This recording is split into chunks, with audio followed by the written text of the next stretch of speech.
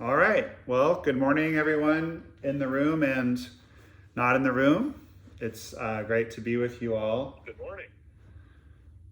Good morning. It's great to be with you all once again here in Sedona. Glad you could all join us. I think you all know I'm Josh Dainin Roshi, and I have a co-teacher here, David Mushin Kieber Sensei, who will be alternating with me each Sunday. So moving forward, we'll be happy to have you here in whatever form that is, whether it's your actual physical form or your non-corporeal internet form. What I wanted to talk with you all today about is what is the point of mindfulness? Strictly speaking, from the standpoint of our Zen lineage, there is no point. And it's important that we not come to the cushion thinking that there's a point. If we come to the cushion regularly, we're going to find ourselves experiencing a number of benefits, including, one would suppose, a reduction in our stress level, an ability to roll with life, an ability to not be as quick to get angry with other people. Our nervous systems will be calmer. Presumably things from the past traumas will bother us less. These are all things that I am guessing you all have experienced if you have any experience with Zen. But the problem is that we cannot come to the cushion seeking any of those things, because if we do, we will find that all of those things will elude us. The point of Zazen is to sit Zazen. Actually, Master Dogen, who lived from the years 1200 to 1253, is one of our most eminent teachers in our lineage, having been credited with bringing Zen as we know it from China to Japan. He wrote a lot, so we have a lot of Dogen's writings, but one of the most famous ones is to study the way, or to practice Zen, is to study the self. To study the self is to forget the self, and to forget the self is to be enlightened by the 10,000 things. So if we look at that for a minute, we sit with ourselves, with our positive qualities, our negative qualities, and everything in between. We sit with all of our angry thoughts and our happy thoughts and our quiet thoughts. And just in simply sitting, studying the way,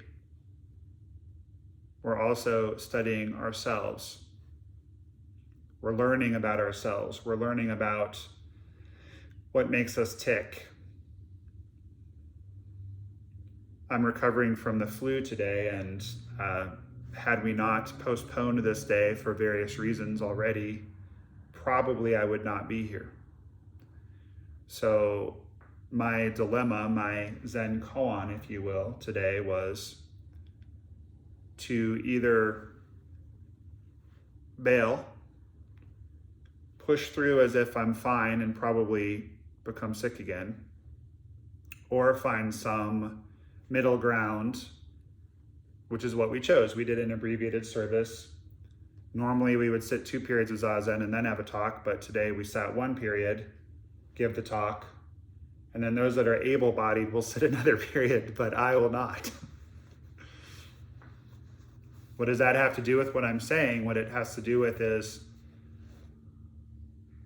when we're not practicing, we tend to become very reactive, and we'll get into our old habits. So if your habit is to be lazy and just not do the thing, when you're feeling fatigued from having recovered from the flu, you will, of course, not do the thing. If your habit is to override and push through and not pay attention to how you're doing, then you will do that. What practice gives us the opportunity to do is actually just to make a choice. to find that middle way that the Buddha talked about, which I don't want to strain a muscle patting myself on the back, but I think that my choices today represent the middle way. And I'm grateful for this practice because that's what has given me the opportunity to make that decision today and make those decisions on a day-to-day basis. Because to study the way is to study the self. So through many years of sitting and many hours of sitting, I've gotten to know myself pretty well.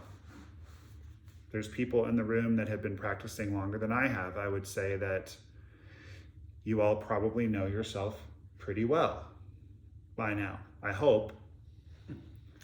There's always layers. There's always more layers to the onion, but we hope that through this practice, we get to know ourselves better. And that allows us to, as Dogen says, to forget the self. Because if we know ourselves so well that we don't have to get into conflict or agony over things, life starts to go a bit better. And then we can be enlightened by the 10,000 things. What are the 10,000 things? It's all phenomena. 10,000 is just an arbitrary number. You could say the 1,000 things, the 100,000 things, the billion things. I don't know why Dogen chose 10,000, but I was sitting in my yard yesterday and I put my phone down because usually when we're sitting around these days in this modern age, we look at our phones. I'm no different. I love to look at my phone. But I put my phone down and I looked up in the sky and there was this amazing cloud. And for a moment, again, as Dogen would say, my mind and body dropped away. And I was reminded of this koan, absorbed in the flight of birds, he sees mindlessly.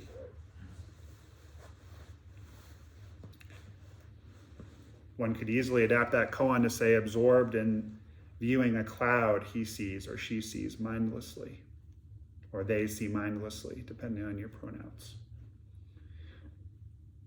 The point is that this practice has given tremendous freedom to so many of us, and any serious Zen practitioner would agree that it provides that. It, as my first teacher, Shishin Roshi, used to say, it's like you're a bull with a ring through your nose, and you just get led around by that ring. And the ring represents all your conditioning and all of your habits and all of your impulses. And this practice allows us to take the ring out. So if someone says something to you that really pisses you off, you might be able to take a minute before you react or respond to it. If you are feeling poorly and you're inclined to override that feeling or to succumb to that feeling when you have responsibilities, you're able to really take a moment and conclude what is the most skillful thing to do in this situation. That, for me, is being enlightened by the 10,000 things, because myself is not dominating so much that I can't allow any other information to come in and I can't accord with what is. Maizumi Roshi, who's the root teacher in our lineage, used to say that he wanted to be with things as it is. And because English was his second language, his students would correct him and say, Roshi, I think you mean things as they are. He'd say, no, things as it is. He knew perfectly well what he was saying. Things as it is. And again, it's a trap to think, whoa, if I sit a lot of Zazen and if I do it perfectly and if I show up to the Zendo every Thursday and Sunday and I do every sesshin, I will experience all these wonderful benefits. That's a trap. But at the same time, we must be getting something out of it or we wouldn't do it. We've all got other things we could be doing right now. Even those of you watching this later on YouTube, there's other, perhaps more entertaining YouTube videos to watch. Perhaps I don't have a good future in sales, eh? But the point is that we have to, those of us that are teachers in particular, we have to attract people to the practice somehow. There has to be some reason why someone would want to come sit. But at the same time, we don't want to fall into that trap of, if I do this, then I will have this outcome. What we want to do is sit with things as it is. And just naturally, through the process of sitting on that black cushion, day after day, hour after hour, you just develop the ability to be more in alignment with what's happening. And we have to remember that even though there's all these wonderful benefits to our practice, the Buddha taught us that dukkha is the first noble truth. The reality of dissatisfaction, the reality of suffering, the reality of difficulty. It's there no matter what. So our practice is not about, oh, now that I've become enlightened, I don't suffer anymore, I don't have any problems. Our practice is about not making those problems worse and not creating problems for others.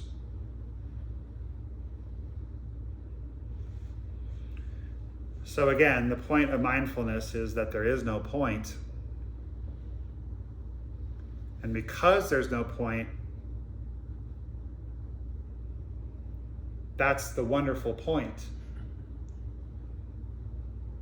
It's very, very, very important to do this practice. The fact that there's no point doesn't mean we shouldn't do it. The fact that there's no point means we should do it.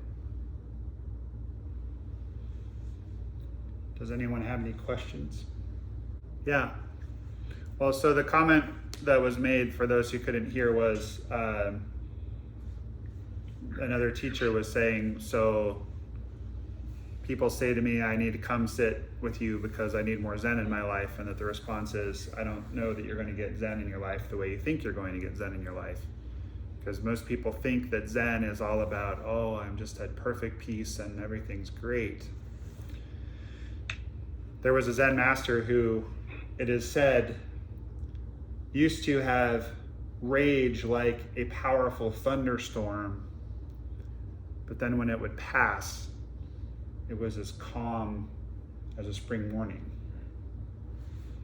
One of our Zen precepts is to not be angry, but I remember years ago hearing another teacher say, the precept is not to be angry, the precept is to not get angry. Of course we get angry, that's normal. Sometimes Mishin Sensei and I get angry with one another. You know, you just because you're a Zen teacher doesn't mean you don't get angry. But the deal is to let it pass quickly and move forward and not carry it, and also to not deny it when it's happening. Because just as I might have a tendency to acquiesce when I'm not feeling well or override, when we're angry, it's an uncomfortable emotion. We might fly into a rage, or we might repress, no, I'm not angry, everything's fine. And then we might explode later, or implode, which is even worse. Heart attack, substance use, whatever.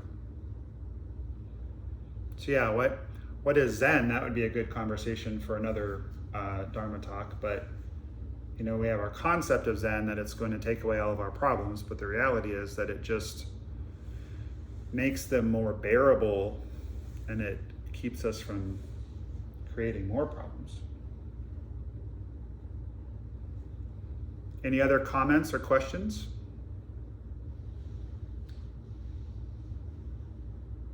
All right.